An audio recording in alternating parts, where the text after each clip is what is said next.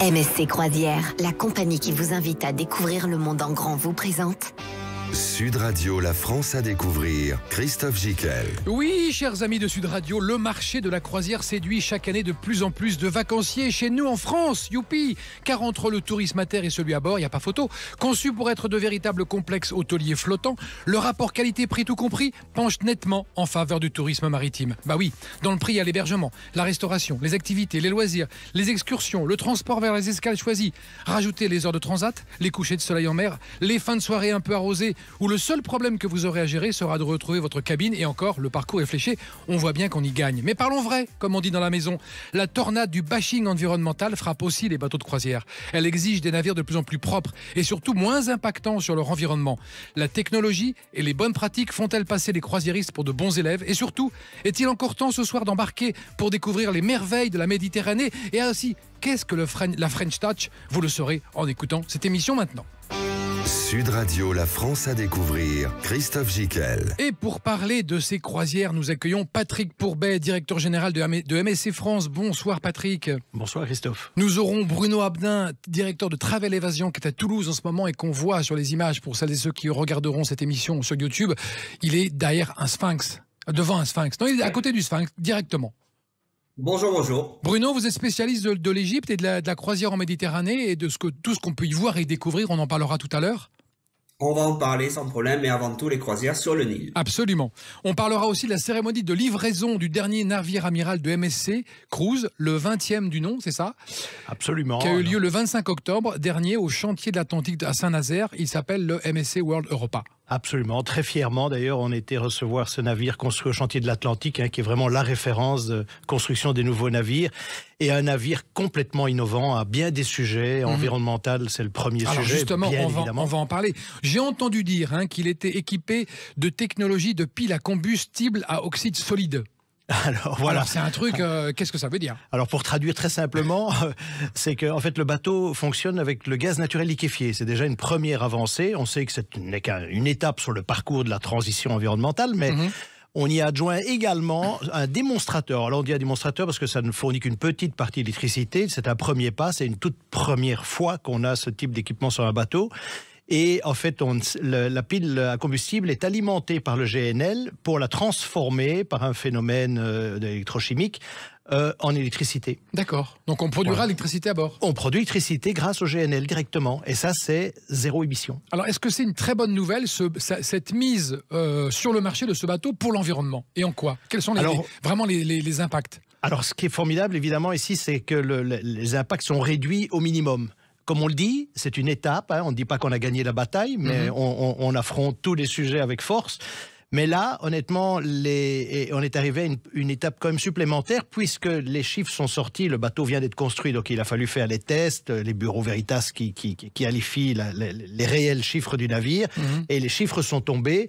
Boum, c'est vrai. C'est un record du monde, c'est le bateau le plus propre en termes d'émissions par passager construit aujourd'hui. Donc ça, nous sommes de bons élèves quand on part en bateau, quand on part en vacances en bateau. Voilà, donc comme je le dis, c'est pas la victoire totale, mais on avance, on continue d'avancer. La pile à combustible, c'est un premier pas aussi pour comprendre quel sera le mix énergétique du futur. C'est-à-dire que dans le futur, on va diminuer le nombre la partie GNL, qui émet encore, même si elle réduit beaucoup les émissions de CO2, mais elle les réduit de 25%, c'est quand même déjà probant. Et on va augmenter la part pile à combustible, toujours alimentée avec le GNL, ou dans le futur même peut-être aussi avec de l'hydrogène.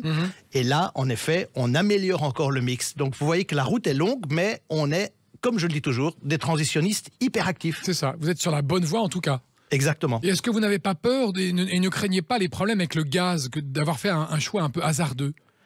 Non, alors pour le moment, bien sûr, on vit une crise du gaz. Elle existe aussi sur le fuel. Donc toute façon, c'est compliqué de toute façon aujourd'hui.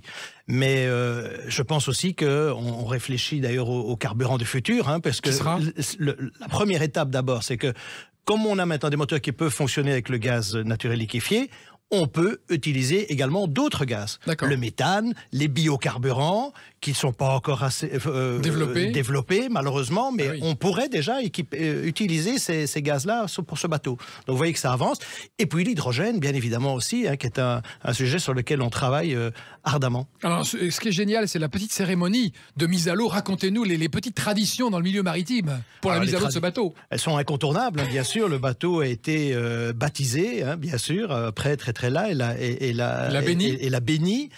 Et du champagne. Et puis il y a la cérémonie, évidemment, avec la bouteille de champagne. Et il faut que la bouteille casse. Alors oui, nous, vous savez, on est une compagnie familiale, donc on est très attaché aux traditions. Et si la bouteille ne s'était pas cassée, en effet, ça aurait été on n'y pense pas, on n'ose pas y penser. Séisme, mais ça n'est jamais arrivé. Les bouteilles se sont toujours cassées avec MSC, donc on a une bonne étoile. Et la petite pièce d'or ? Alors la pièce d'or, ça c'est une cérémonie qui est tout début de la construction. Donc la toute première cérémonie en fait, et on l'a fait d'ailleurs le même jour de la réception du World Europa, on a coupé la première tôle du prochain bateau qui sera le Sister Ship, donc le bateau sœur du World Europa, qui sera, on lui a donné d'ailleurs son nom, ce sera le World America. D'accord. Et on a coupé la première tôle, et donc ça c'est une cérémonie, la première cérémonie d'une série de 4 cérémonies. Parce qu'il y en a combien en construction? 4. De cérémonie 4 en 4, fait. Oui. Donc mais en construction pour l'avenir? Et alors en construction, on a le World America, mais avant cela, au printemps, nous allons réceptionner des chantiers de l'Atlantique toujours, le MSC Euribia, qui sera le deuxième paquebot construit également fonctionnant au GNL. Et est-ce qu'on peut dire que sur les prochains paquebots, ils seront de plus en plus propres? Ah oui, très clairement. Ça, très clairement. On n'arrête pas d'investir sur les nouvelles possibilités, les nouvelles énergies, les nouveaux moteurs, les nouvelles fonctionnalités qui nous permettent de réduire l'impact environnemental. C'est pour ça que je dis que nous sommes des transitionnistes hyperactifs. C'est que aujourd'hui, ce qui est important en matière de protection de l'environnement, c'est tous les efforts qui sont entrepris, qui sont faits, qui sont réalisés, qui sont prouvés sur ce qu'on a fait pour améliorer les choses. Et ça coûte beaucoup d'argent, mais on le fait. D'accord. Et donc ça, c'est important. C'est un investissement sur l'avenir. Ah bien sûr, c'est un investissement. Et incontournable. Incontournable, bien évidemment. On m'a dit qu'il allait servir de palace flottant pour la Coupe du Monde. Alors palace, c'est pas tellement le mot, mais disons que... D'hôtel flottant. Il va servir en effet d'hôtel flottant. Je pense que sur ce coup-là, le Qatar a pris une bonne décision, c'est-à-dire au lieu de construire d'autres hôtels, de dire on va plutôt louer un bateau le temps de la Coupe du Monde. Donc il va être à quai et ce sont les sportifs, les footballeurs. Et ce sont les supporters qui ont déjà pu réserver. Voilà, tout à fait. Alors c'est eux qui gèrent le remplissage, mais j'ai entendu que les 2 premières semaines, là, pendant les qualifications, le bateau est complet. D'accord, donc il n'a pas encore beaucoup navigué du coup. Ah là, il ne naviguera pas là. Non, il va être à quai. Absolument. D'accord, c'est un bon début déjà pour lui. Absolument, il va recevoir donc ses premiers hôtes pendant la Coupe du Monde. Juste sur le plan de la dimension, il fait quoi par exemple pour nous donner une idée? Alors c'est 333 mètres de long, donc c'est quand même long. C'est un des plus grands. C'est un de nos plus grands. Alors oui, il y a des petites différences. C'est vrai qu'on parle toujours de course au gigantisme. Ce n'est plus le cas. En fait, on est arrivé à un modèle qui était celui qu'on recherchait avec la construction des grands bateaux. Le mixte entre la vie à bord et les escales. Et là, on a tous nos bateaux, tous nos derniers bateaux font plus de 300 mètres. Donc là, 333 mètres, c'est le plus long.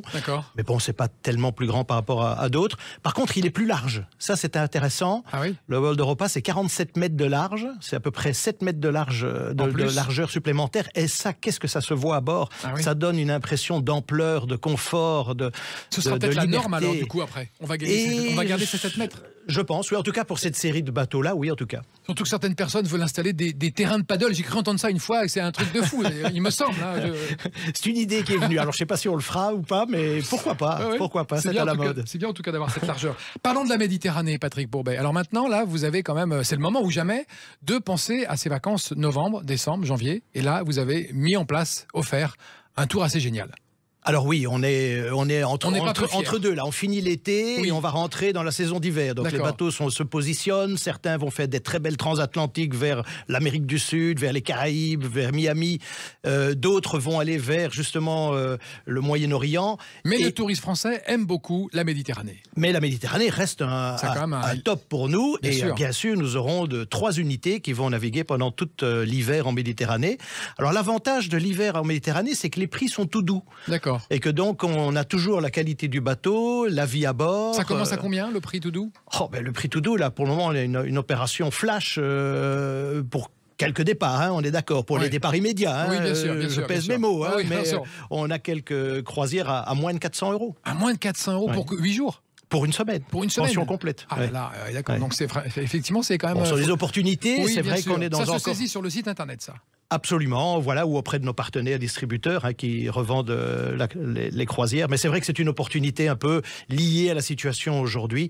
On redémarre, tous nos bateaux sont en activité, les gens réservent très tard, donc c'est difficile de calibrer exactement le remplissage de nos bateaux. Et donc, c'est qui offre de temps en temps quelques belles opportunités à ne pas rater. Ah, vous les aimez, vos bateaux, Patrick. Restez avec nous, chers amis de Sud Radio. Dans un instant, on va continuer à parler de cette magnifique croisière et de cette découverte de la Méditerranée avec MSC. À tout de suite. MSC Croisière, la compagnie qui vous invite à découvrir le monde en grand, vous présente Sud Radio, la France à découvrir. Christophe Gickel. Et on continue d'essayer, de vous inciter à essayer encore une fois la croisière avec Patrick Pourbet, directeur général de MSC France. C'est vraiment un univers particulier. Moi, j'en ai fait que 3 jours modestement, mais j'ai pu goûter à ça et je me suis rendu compte d'abord d'une qualité excellente à bord de tout, de la gastronomie, de l'accueil, du service. On a l'impression, je disais tout à l'heure palace, mais c'est vrai que ça se rapproche de l'hôtellerie de luxe quand même. Hein. C'est vrai. Faut l'avouer. Sans aucun doute. Et c'est vrai, comme je le dis toujours, les Français connaissent mal la croisière. Absolument. Parce que j'ai un peu l'impression, si on regarde dans le rétroviseur l'historique de la croisière en France, c'est qu'ils sont restés calés sur la croisière ancienne mouture, papa, on va dire. La croisière papa. Exactement. Et avec des personnes âgées, tout ça, mais pas du tout. Exactement. Et aujourd'hui, ce n'est plus du tout ça. Et quand on voit le dernier paquebot, qui est vraiment l'expression de cette croisière nouvelle génération, j'ai envie de dire, c'est complètement différent de tout ce qu'on peut imaginer et de ce que les Français pensent de la croisière. Mais même le public à bord, il est devenu complètement hétéroclite. Enfin, il y a des enfants, absolument. Il y a des couples et des jeunes gens. Et, enfin, on trouve de tous les prix. Donc toutes les générations. Absolument.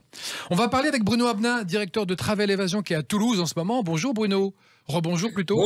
Bonjour à vous deux. Alors on va parler de cette croisière en Méditerranée et de tout ce qu'on peut y trouver. D'abord déjà, Patrick, on part d'où, on va où et qu'est-ce qu'on fait ? Alors là, avec vous, avec MSC. Les croisières de Méditerranée, ça reste en Méditerranée. Mais après, on a un de nos bateaux, qui est le MSC Splendida, qui lui va faire une très belle... on appelle ça une transatlantique, mais enfin, ce sont les grandes croisières, on va dire.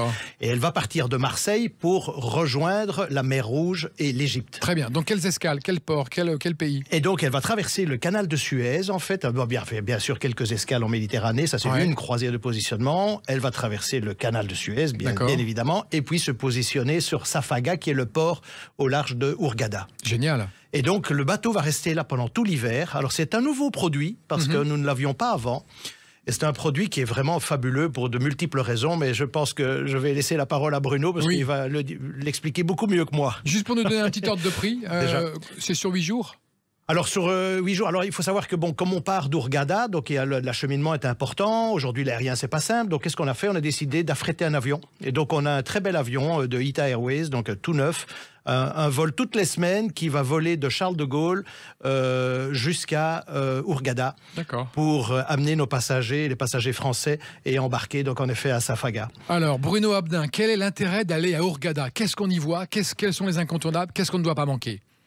Alors, tout d'abord, vous allez faire une très belle escale dans un pays millénaire qui est l'Égypte. Et je crois que quand on parle d'Égypte, il y a plein de choses qui viennent à l'esprit de tous et chacun. Et c'est vrai que c'est un pays qui fait rêver rien que par le nom. Et puis avec la France, il y a une histoire très particulière. On parle depuis pas mal de temps des commémorations aujourd'hui, puisqu'on célèbre des anniversaires en cette année 2022, puisque je vous rappelle si on devait lancer un slogan sur l'Égypte, tous les 100 ans, l'Égypte crée quelque chose pour l'humanité. Il y a 200 ans, un Français, faut pas l'oublier, arrivait à traduire les inscriptions hiéroglyphiques et traduisait la langue des pharaons. C'était Monsieur Champollion, voilà, bien sûr. Et il y a 100 ans, puisque c'était également il y a un siècle maintenant, en 1922, on découvrait le plus grand trésor historique, archéologique et pharaonique, puisque Howard Carter découvrait le trésor de Toutankhamon. Donc c'est une civilisation qui fait parler, qui fait rêver. Donc quand on est en Égypte, il y a plein de choses à faire. Il y a tous ces mythes, toute cette mythologie. Exactement, et cette histoire, parce que ce n'est pas que des mythes, il y a aussi une histoire, une vraie histoire. Vous savez, très souvent, quand on va en Égypte, quand on va se retrouver, puisqu'au départ de Safaga, on va pouvoir, en quelques heures de route, aller sur le Nil, on va se rendre directement à Luxor, et très souvent, quand on est à Luxor, qui est un véritable musée à ciel ouvert, très souvent, dans beaucoup de destinations, on vous dit, là, il y avait un temple, là, il y avait une colonne, là, il y avait une statue. Quand vous êtes à Luxor, malgré tout ce qui est parti dans tous les musées européens, on va dire, et internationaux, il y a beaucoup de choses à voir. Donc, 4 heures de route, on quitte Safaga, on traverse le désert et on arrive sur le Nil. Donc on est sur une piste, on fait quoi, de la piste, non? Oui, c'est la route. Non, c'est pas de la piste. C'est la route. Ce sont des routes, heureusement, oui. C'est des routes. Il y a à peu près 250 km de route à peu près pour aller jusqu'à Luxor. Et là, à Luxor, on va passer par exemple une journée à voir les deux rives de ce monde qui est... Luxor est une ville où on va passer de la zone des vivants à la zone des morts. Ça veut dire qu'on va voir la rive est où se lève le soleil, comme disaient les Égyptiens, où il y avait les temples de réception, l'ancienne Thèbes, et en particulier des sites dont les noms font également rêver. On parle du site de Karnak. On parle souvent du temple de Karnak, mais le site de Karnak, c'est une multitude de temples. Vous savez, il y a quasiment eu un millénaire qui a permis la construction de ce site. Vous voyez, un millénaire. Et aujourd'hui, on continue encore à trouver de nouvelles sépultures et de nouveaux trésors. Et puis, on va traverser le Nil. On va aller de l'autre côté, là où se couche le soleil, donc vers la zone de la vallée, pas la vallée des morts, mais la rive des morts, la rive où les pharaons avaient la tradition de finir leur vie par des temples où les fameuses, quand on entend parler de la vallée des rois, où on visite les tombeaux. Donc il y en a, ce sont des temples funéraires comme celui de la reine Hatshepsut, ou celui de Ramsès III, Medinet-Tabou, ou alors on va visiter les tombeaux qui sont enterrés, et là c'est les ancêtres de la bande dessinée, des tags, tout ce que vous voulez. On va visiter ces tombeaux qui sont magiques. Là aussi, on dit souvent que mais moi j'aime pas, je suis un peu claustrophobe, j'ai peut-être peur de rentrer. Non, vous en faites pas, c'est aéré, c'est éclairé. Et c'est magnifique. Oui, c'est vraiment... Et on voit sur les parois toutes les inscriptions hiéroglyphiques, là, c'est ça dont vous parlez. Exactement. Oui. Qui sont sur les murs, qui sont sur les plafonds. Enfin, vous en avez partout. Donc, c'est un combiné. Quand on va passer une journée à Luxor, au départ, quand on fait escale avec la croisière dont Patrick vous parlait, effectivement, on va pouvoir voir cette Égypte antique qui attire et qui fait rêver. Et ensuite, bien sûr, c'est peut-être un prémisse à découvrir d'une nouvelle manière l'Égypte. Vous savez que l'Égypte, après, on peut la faire également, non pas avec les bateaux de Patrick sur le fleuve le Nil, puisque là, ce sont des croisières fluviales qu'il faut faire, ce sont des tout petits bateaux, comparativement aux beaux bateaux de MSC que j'ai eu la chance de découvrir à plusieurs reprises et d'apprécier la qualité des prestations. Et c'est vrai que là, on va naviguer sur le Nil, qui va permettre également d'aller sur des sites comme Edfou, comme Ombo, d'aller jusqu'au barrage du Nil, aller voir Philae, et après, si on veut par la route, aller découvrir Abou Simbel. Enfin, il y a plein de choses. Et surtout, naviguer au milieu d'un fleuve qui n'a pas bougé depuis des millénaires. Vous savez, parfois, le Nil, quand on navigue sur le Nil, c'est 50 mètres de verdure à gauche, 50 mètres de verdure à droite, où il y a les agriculteurs ou les pêcheurs qui travaillent comme jadis. Et après, c'est le désert. Il n'y a rien. C'est vraiment une bande terrestre qui est millénaire. Donc voilà, et on apprécie ce temps de découverte également. Il l'a bien vendu, l'Égypte, Patrick. Oui, très très bien. Je voudrais même ajouter alors aussi qu'en termes pratiques, c'est qu'on a le vol toutes les semaines qui peut amener nos passagers directement donc à Hurghada pour embarquer à Safaga, mais nous offrons également une autre possibilité de découvrir cette croisière avec ce qu'on appelle un pre-stay, un pré-séjour de 2 nuits au Caire. Et à ce moment-là, on vole avec Égyptair sur le Caire. D'accord. On passe 2 nuits, les hôtels sont réservés, etc. On a des excursions prévues au Caire. Et après ces 2 nuits au Caire, un transfert est organisé vers le bateau et on effectue sa croisière de 7 jours. Donc c'est aussi une possibilité que nous offrons. Très bien. Et le Caire, Bruno, là aussi, peut en parler parce qu'il y a encore beaucoup de choses à voir. Bruno, c'est un des spécialistes du Caire. Qu'est-ce qu'on voit, qu'est-ce qu'on fait au Caire? Quels sont les incontournables en 2 jours? Je vais dire plusieurs choses. La première, c'est le dernier endroit au monde où l'on peut encore voir, toucher l'une des 7 merveilles du monde antique. Vous savez, il y avait les 7 merveilles du monde. La dernière qui est encore en état, qui est construite et que l'on peut visiter, ce sont les grandes pyramides. D'accord? Donc rien que le Caire, déjà, c'est magique rien qu'avec cela. Bien sûr, ces pyramides sont gardées avec mon copain qui est sur mon épaule, là, c'est mon copain le Sphinx, d'accord, qui est juste à côté, donc qui garde ces pyramides. Mais le Caire, c'est une mégalopole. Il faut savoir que le Caire, c'est 10 fois Paris. Le Caire, c'est plus de 10 millions d'habitants. C'est une ville qui est en permanente agrandissement. Et en ébullition. En ébullition, tout à fait. Alors, le Caire, par exemple, vous allez bien sûr voir les pyramides et le Sphinx sur le plateau de Gizeh. Ça, c'est un incontournable.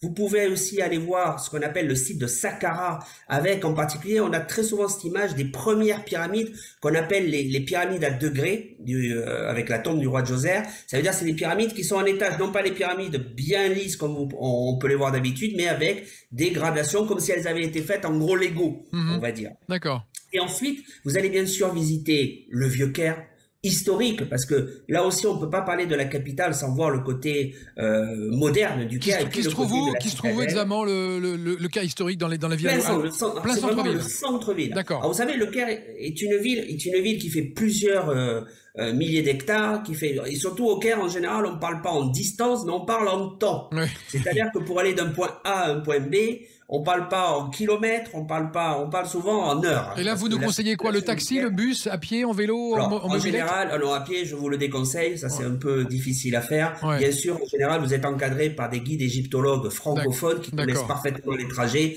et les itinéraires. Et on y va en bus, en minibus. C'est le plus simple. Comme ça, vous pouvez circuler. Voilà. Et donc, on va aller dans le Vieux-Caire, voir la citadelle, la mosquée, bien entendu, et puis aller voir le musée. Il y a un point important, n'oublions pas, et toujours cette connotation, ces relations avec la France. Vous savez que le grand musée du Caire a été, à l'origine, construit par un Français, Mariette, donc c'est lui, il y a sa statue d'ailleurs qui trône à l'entrée. Et quand on visite le musée du Caire, bien sûr, on va voir pas mal de choses, et en particulier la salle des trésors. On en parlait tout à l'heure, du fameux trésor découvert par Howard Carter, à savoir le trésor de Toutankhamon. Et puis n'oublions pas que le Caire, prochaine étape qui va ouvrir incessamment sous peu, c'est que je parlais des siècles, je parlais que tous les siècles, l'Égypte offrait quelque chose à l'humanité. On a parlé de la traduction des signes hiéroglyphiques, on a parlé du trésor de Toutankhamon, et on attend là, dans les mois à venir, l'ouverture du plus grand musée que l'humanité aura consacré à une civilisation, à savoir ce qu'on appelle le GEM dans le jargon touristique, le Grand Egyptian Museum, à savoir que ce nouveau musée qui est construit, qui va être au pied des pyramides, là aussi va avoir une scénarisation extraordinaire de quantité de choses. Vous savez qu'au musée du Caire, il y a plus de 200 000 objets présentés. Donc là, ils en mettront peut-être un peu moins, des nouveaux, mieux scénarisés, et ça va être une très belle ouverture. Donc on va encore plus parler du Caire dans les mois à venir. Merci beaucoup Bruno Abnin pour toutes ces précisions et cette passion et ces informations très riches sur le Caire qui est desservi par la croisière. Absolument, donc c'est notre point de départ, c'est la destination phare, c'est l'Égypte. L'Égypte qui est un pays fabuleux et en plus en hiver il est fait doux en plus, donc quand on s'éloigne de la France sans aller trop loin, c'est un des endroits le plus proche de France où on retrouve un climat très agréable pendant l'hiver. Et la durée de la croisière c'est quand? C'est du 26 avril, l'offre c'est à partir de novembre. De novembre jusqu'au printemps, donc tout l'hiver. Tout l'hiver. Et on la retrouve sur le site internet. Voilà. Bien, vous restez avec nous, Patrick Pourbet, vous restez aussi avec nous, Bruno Abnin, pour qu'on reparle encore un petit peu de cette mer Rouge et de cette Égypte qui nous fait rêver avec MSC dans un instant. On poursuit l'émission, à tout de suite. MSC Croisière, la compagnie qui vous invite à découvrir le monde en grand, vous présente Sud Radio, la France à découvrir, Christophe Gicquel. Et on poursuit notre découverte justement avec Patrick Pourbet, directeur général de MSC France, de cette croisière assez fabuleuse qu'on appelle la croisière en mer Rouge, qui va commencer là, maintenant, en novembre, jusqu'au printemps. Exactement. Et qui va durer sur l'eau 8 jours. Mais c'est une croisière de 7 nuits, 8 jours, donc c'est un beau programme. On parlait tout à l'heure donc de l'acheminement en avion, donc qui est organisé par nous-mêmes. On a affrété un avion donc toutes les semaines.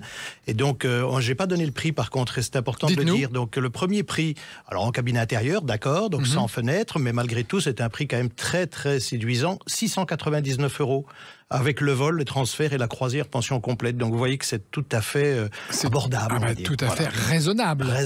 Pour nos amis qui nous écoutent à Sud Radio, qui aiment bien budgéter et puis avoir des choses comme ça, des choses très claires, c'est très très bien. Voilà. Bravo Patrick, j'ai envie de dire.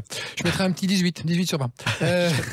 On continue, je vous en prie. On continue à parler de cette croisière et de ce tour en Égypte, mais auparavant, nous allons accueillir Yann Delegue, 49 ans, ancien rugbyman, 11 ans en équipe de France, aujourd'hui organisateur d'événements sportifs, qui est parti au départ de Marseille avec son association rugby French Flair pour 8 jours de croisière en Méditerranée. C'est bien ça, Yann?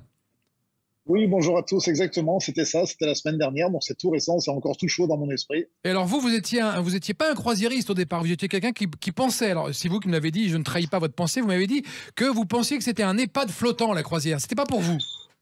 Non mais effectivement, j'avais une image assez péjorative finalement comme souvent, de ce concept, ouais exactement, mais j'ai été agréablement surpris, voire bluffé Oui. Parce que c'est pas du tout ça, en fait. D'accord.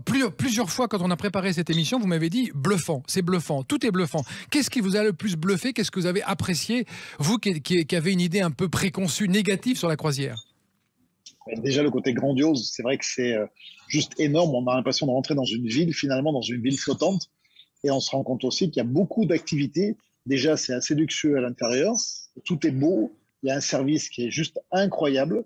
Toutes les chambres, c'est digne d'un 4-5 étoiles.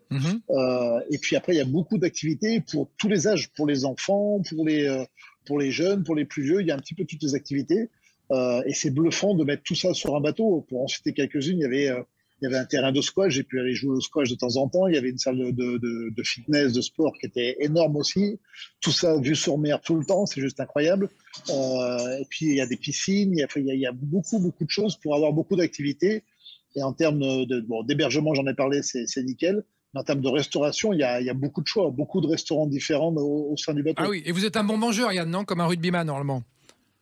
Comme un rugbyman, normalement, forcément. J'aime bien manger, j'aime bien boire. J'aime bien manger et boire, effectivement. Et est-ce que vous avez vu à bord qu'effectivement, c'était pas que des gens âgés ou des seniors? Il y a une mixité de gens de tout âge et de toutes conditions. De tout milieu, effectivement. Et c'est là aussi où j'ai été bluffé. C'est qu'effectivement, il y a beaucoup de familles, donc des gens avec des enfants qui sont là pour s'amuser. Et puis, on le voit à leur sourire. Et j'en entendais en descendant à Marseille, donc à la fin du séjour. Beaucoup disaient on aurait dû prendre 15 jours, on reviendra l'année prochaine. Donc il y a une vraie satisfaction de la part des gens qui sont dans ces croisières. Vous avez joué au squash, vous avez joué au bowling, vous avez fait de la salle de sport, vous êtes entretenu votre physique d'athlète? Alors, le physique d'athlète n'existe plus vraiment aujourd'hui. J'ai raccroché les crampons depuis un petit moment. Mais en attendant, oui, j'ai pu refaire un peu de sport et ça m'a fait du bien. Et j'étais pas tout seul puisqu'on était d'autres anciens sportifs à être sur cette croisière-là. Et on a pu effectivement s'amuser un petit peu tout en voyageant et tout en faisant aussi un voyage qui est intéressant aussi parce qu'on fait des pays, quoi. On est allé en Sicile, on a remonté l'Italie. Et donc, je voulais en parler aussi. C'est vrai que le bateau en lui-même est très bien, mais ça nous permet surtout de faire des excursions dans plusieurs villes. Donc, il y a un enrichissement personnel par rapport à tout ça. C'est vraiment super beau aussi par rapport à ça. On n'est pas des touristes passifs qui allant d'un endroit à l'autre et dont il faut s'occuper. On est des touristes actifs qui vont au-devant des autres et dans les escales. Vous, quel est votre coup de cœur d'escale? À Portofino, j'ai adoré cet endroit-là. Je ne connaissais pas. Alors bien sûr, on est passé par Rome, qui est une ville sublime, mais que je connaissais pour y être allé à maintes reprises. Mais Portofino, vraiment, ça a été un moment fort pour moi parce que cette cité balnéaire est sublimissime et c'était une vraie découverte. Avec la petite ville à côté, Santa Margareta, là? Exactement, la petite ville à côté. On a pu faire un peu de shopping aussi, donc non, c'était très sympa. Est-ce que vous conseilleriez... En plus, on a eu un temps magnifique. Ah oui, il fait toujours beau de toute façon. En Italie, est-ce que vous conseilleriez maintenant ce type de voyage à vos amis? Et qu'est-ce que vous leur diriez? Je ne vous ai pas attendu. Ça a déjà été fait. Effectivement. Non, mais en rentrant, effectivement, comme j'ai été bluffé, et comme c'est pas... En fait, faut pas s'arrêter aux idées reçues et il faut tester. Parce qu'effectivement, si on s'arrête aux idées reçues, on n'a pas forcément une très bonne image et on n'y va pas. Et c'est une belle erreur parce que finalement, effectivement, ça permet de voyager dans un concept déjà un peu différent de ce qu'on a l'habitude de faire. Et puis en plus, ça nous permet de voir du pays, et de faire des escales, et de voir plein de villes différentes en l'espace de pas longtemps. Patrick Pourbet, il est important cet avis de Yann parce qu'effectivement, il avait au départ un a priori comme beaucoup de touristes français sur ces gros bateaux de croisière. Après, il change d'avis. Qu'est-ce que vous faites, vous, à MSC, pour inciter les touristes français à encore venir un peu plus et à découvrir? On répond aux invitations que tu nous fais pour venir en parler à la radio, mais c'est vrai que ce que Yann dit, c'est exactement ce qu'on entend tous les jours. C'est ça qui est... À quoi ça tient? C'est curieux, ça. Je pense qu'il y a un historique. Il y a un historique en France. Les Français ont gardé toujours cette vieille image de la croisière d'antan. On se souvient d'une très belle compagnie à l'époque, mais qui était la croisière à l'ancienne. C'était Paquet. Aujourd'hui, la croisière a complètement évolué et complètement différente. Et puis, elle était réservée à une certaine classe de la société. Ça elle aussi, était chère. Voilà. Aujourd'hui, quand même, elle est beaucoup plus abordable pour le plus grand nombre. 699 € pour une jour, on est pas mal. Exactement. Qu'est-ce que la French Touch? La French Touch, c'est un concept qu'on a mis en place, en fait, où on voulait... Que Patrick Pourbet a mis en place. Dont il est le père. Voilà. Alors, c'est un projet qui a été mis en place cet été, avec un certain succès, parce que c'est vrai que c'est sur le Splendida, donc Yann a dû un peu le comprendre en étant à bord. Même si pour moi on n'a pas fini, et c'est un travail qu'on est en train de faire, et donc je veux être très clair, on ne va pas dire tout de suite que le bateau il est complètement français, ça n'est pas vrai et ce n'est pas l'objectif. On est une compagnie internationale, on a des hôtes de toute nationalité à bord, principalement européens, mais sur ce bateau-là, comme on a maintenant une flotte de 21 bateaux, on a voulu prendre un des bateaux qui partait de Marseille pour lui apporter un service français, francophone, plus appuyé que sur les autres navires de la flotte. Parce que c'était une des remarques un peu négatives que les touristes vous faisaient. Oui, à bord, on ne parle pas français. Absolument. On a beaucoup réfléchi, on a beaucoup questionné, on a beaucoup écouté nos hôtes sur ce sujet. On avait l'impression qu'il fallait changer beaucoup de choses, justement pour casser les idées préconçues de la croisière. Et on s'est rendu compte que non, les Français, ils adorent notre produit tel qu'il est là. D'ailleurs, 93% des Français qui ont fait une première croisière en refont une dans les 3 ans qui suivent. Donc c'est bien la preuve. Le concept fonctionne, ça marche. Ouais. Ça marche. Mais c'est vrai que les critiques, c'était « Ah, on aurait préféré avoir un peu plus de personnel parlant français. » Il y en a à bord, mais pas assez. Un peu plus. On serait plus confortable si on parlait plus le français à bord. Et après, nous, mais on a extrapolé un petit peu plus. On a dit aussi, rajoutons aussi quelques symboles de la France qui sont en même temps des produits qui plaisent aux Français, mais qui sont en même temps... au hasard. Au hasard, la culture du rosé, par exemple. Qu'on ait une sélection de rosé à bord, qu'on ait... ça, on l'a déjà implémenté depuis quelques années, mais on a le vrai petit pain au chocolat et le croissant français à bord de tous nos bateaux. C'est un grand succès, d'ailleurs. Toutes les nationalités mangent. Ce sont des millions de croissants et de petits pains au chocolat qui sont mangés sur nos bateaux chaque année. Parce qu'en plus, ils conquièrent des parts de marché étrangers. Voilà, exactement. Et puis il y a bien d'autres sujets, parce que l'art de vivre à la française, la gastronomie et bien d'autres choses, c'est quelque chose qui va plaire pas uniquement aux Français qui vont monter à bord, mais aux autres. C'est ça qui fait la magie d'un bateau européen comme le nôtre. C'est pas de dire voilà, on va faire un bateau purement français. Non, c'est un bateau européen, mais on adore manger une très bonne pizza italienne, mais on adore manger une merveilleuse époisse accompagnée d'un bon Bourgogne. C'est quand même très beau. Très clair. Donc voilà, donc il y a plein de richesses françaises qui vont plaire aux passagers français qui vont monter à bord, mais aussi aux autres clients. Mais donc voilà, le concept de la French Touch, c'est ça. Et donc on a commencé cet été, c'était un grand succès puisque sur le Splendida, uniquement sur cet été, on a accueilli plus de 30 000 passagers. Et là, ça y est, c'est reparti. Le Splendida, il se déplace, comme on a dit, c'est ce bateau-là qui se déplace en mer Rouge. Et au départ de Marseille, on a le MSC Grandiosa, qui est un bateau un peu plus grand, de toute dernière génération, qui va être notre bateau French Touch pour, dès fin novembre, tout l'hiver et toute l'année 2023. D'accord. Donc retenez, si vous voulez un bateau un peu plus français, avec un accueil accentué en français à bord, c'est le Grandiosa toute l'année, croisière de 7 nuits au départ de Marseille. Le Grandiosa, c'est French Touch 24 heures sur 24. Voilà. Yann, est-ce que ça vous a manqué, ce petit côté français? Vous qui êtes complètement bilingue, vous parlez parfaitement anglais, italien, russe, tout, vous parlez tout, vous?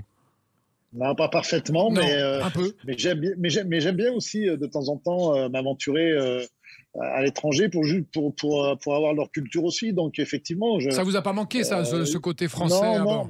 Alors beaucoup parlent français à bord quand même. Beaucoup de services. En tous les cas, je sais pas si c'est fait exprès, mais tous les services les plus importants, le check-in, parlent français. Après, effectivement, sur des services peut-être de restauration, tout ça, c'est moins clair.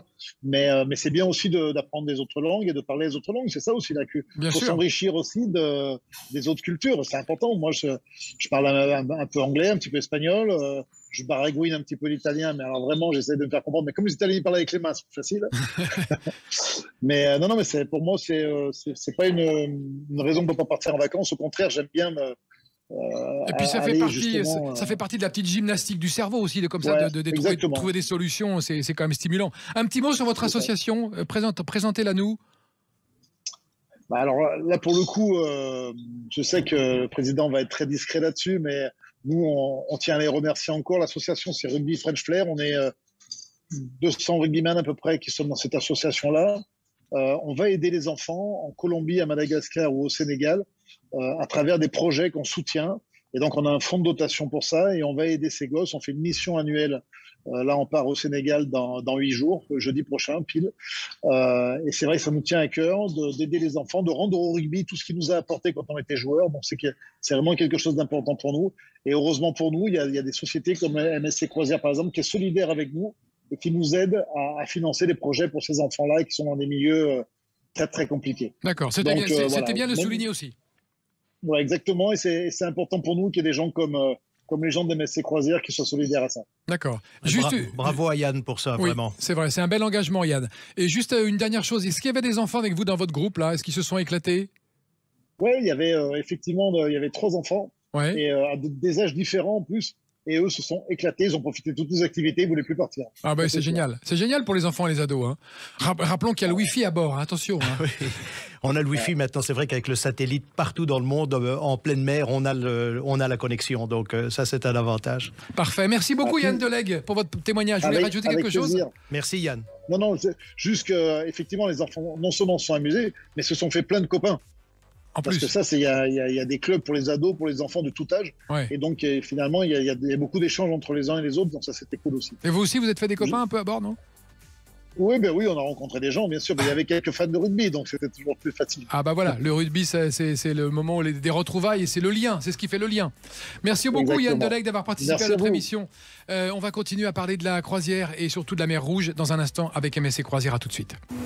MSC Croisière, la compagnie qui vous invite à découvrir le monde en grand, vous présente Sud Radio, la France à découvrir, Christophe Gickel. Et là, nous partons depuis ce soir sur les rives de la mer Rouge avec Patrick Pourbet, directeur général de MSC France, et Bruno Abenin, directeur de Travel Évasion Toulouse, qui nous donne ses bons conseils de voyagistes et de professionnels pour aller découvrir la mer Rouge, l'Égypte, qui sont quand même les destinations phares de cette croisière. Absolument, c'est vraiment l'Égypte qui est le phare de cette croisière. Comme je l'ai dit, où on part directement en croisière au départ d'Hurghada ou de Safaga, qui est le port d'Hurghada, où on y vient 2 jours plus tôt, on reste au Caire, on visite un peu. C'est très alléchant, ça. Oui, c'est une belle solution également pour vraiment avoir le temps de découvrir un peu, parce qu'en effet, comme le disait Bruno, il faut retourner une autre fois pour faire une croisière sur le Nil. Ah oui. Parce que ça, c'est encore une autre expérience qui est complètement différente de la croisière maritime, mais qui est extrêmement riche. Mais c'est une belle ouverture d'y aller déjà comme ça, et puis après de penser à ça.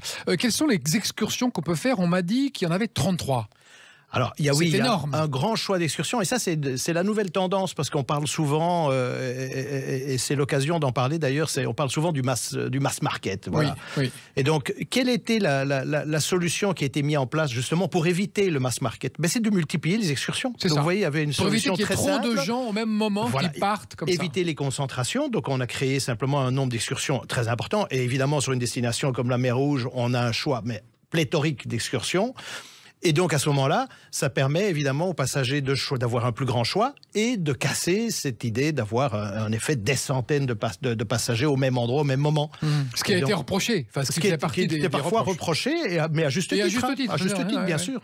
Mais c'est bien dans le monde maritime, je trouve que les professionnels du tourisme dans le maritime prennent assez conscience et écoutent et font des retours d'expérience assez intéressants et corrigent du coup le tir. Mais absolument, c'est indispensable, et où on doit encore, je trouve, gagner en collaboration, c'est avec les instances locales. Par exemple, il n'y a pas encore assez de partage. Ça dépend, dans certains ports oui, dans d'autres moins. Il faut vraiment qu'il y ait une collaboration à 360 degrés avec l'endroit dans lequel nous allons amarrer pour pouvoir en effet partager les soucis, les forces, les faiblesses, transformer pour arriver vraiment à un voyage idéal. Au cours de cette croisière, Patrick, est-ce qu'on s'arrête à Petra? Alors oui, parce que évidemment, l'avantage de naviguer en mer Rouge, c'est qu'on a évidemment une richesse incroyable sur un territoire finalement assez réduit. Et donc c'est vrai que l'Égypte, c'est le phare, mais ensuite, cette croisière va traverser la mer Rouge et va toucher évidemment la Jordanie. Et la Jordanie, c'est évidemment ce site fabuleux de Petra.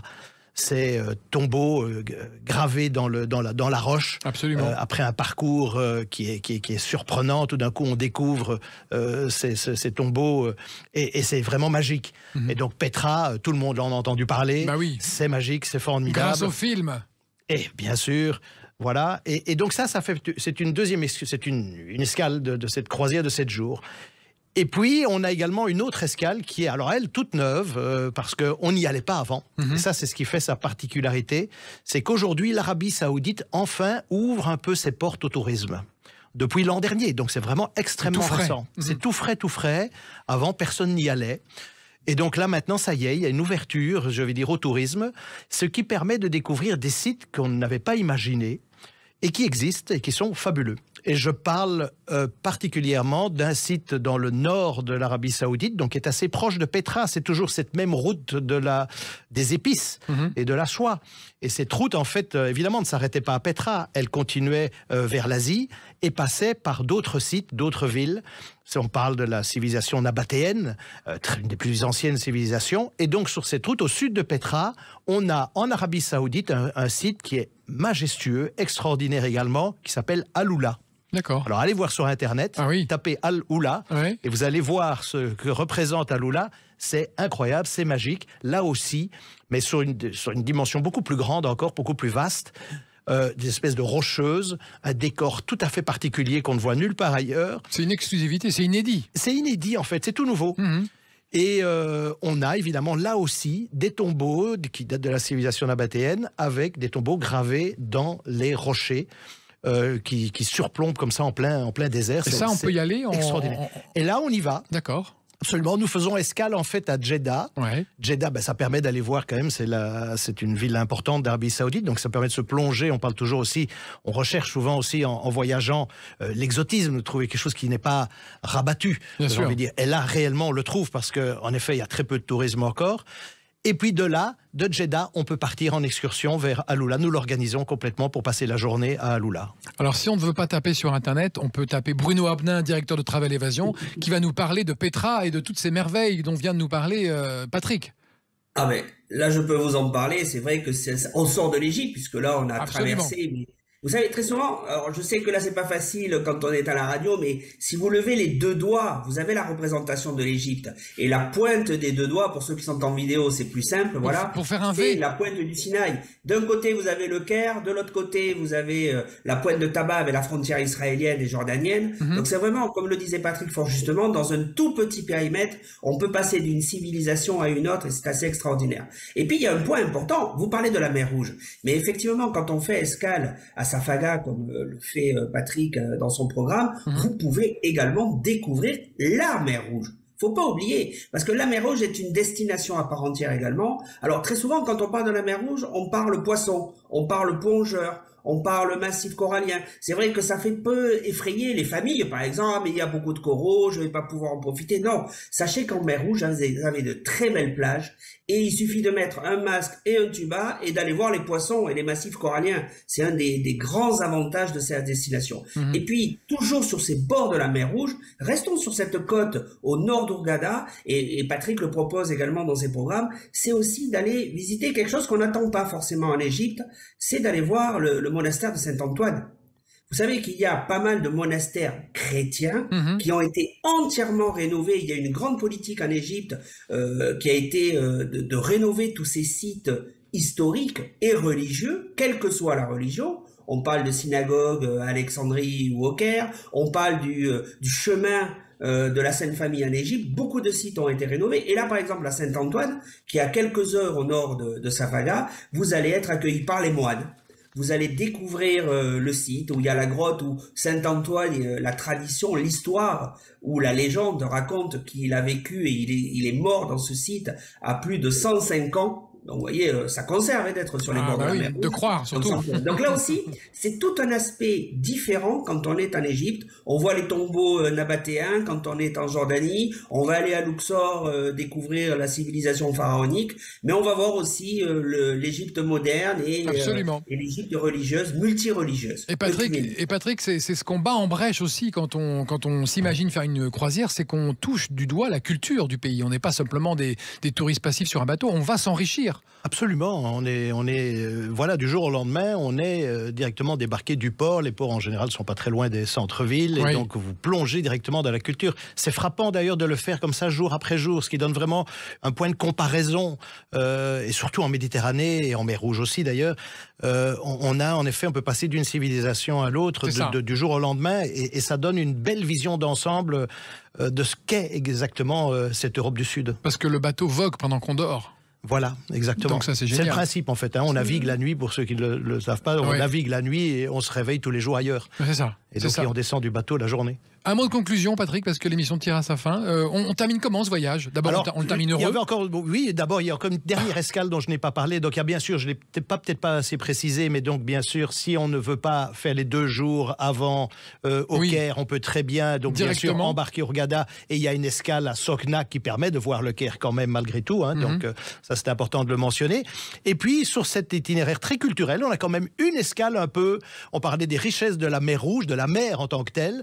Cette eau magnifique, transparente, turquoise. Eh bien, on a une escale également en Arabie Saoudite, Yanbu, qui est un centre balnéaire. Ah oui. Alors oui, ça existe. Méconnu. Ça existe en Arabie Saoudite. Et donc, on a ce centre. Et donc, ça permet là de profiter, en effet, d'aller nager en mer Rouge sur cette semaine de croisière. Et après, on repart comment? On revient à Paris?